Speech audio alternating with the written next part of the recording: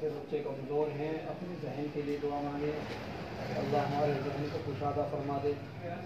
और जो तलबा ज़हीन है, अल्लाह ताला से दुआ करें कि अल्लाह ताला हमें हमारे जहनों को सही तरीके से इस्तेमाल करने की तौफीक दे और हमें कदर करने की तौफीक दे।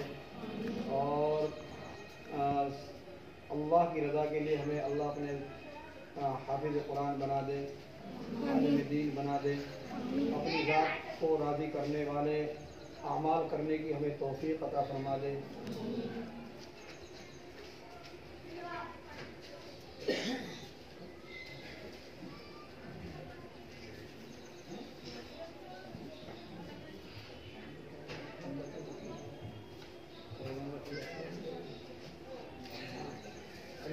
प्लेटें तो खाना तो सब खाते हैं।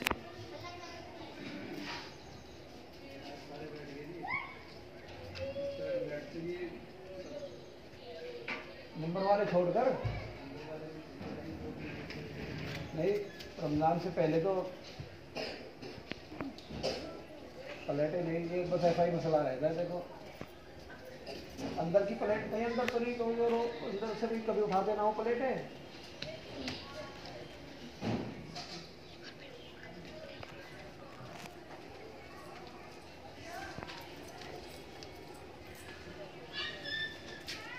मतलब अपने भी देखिए भाई।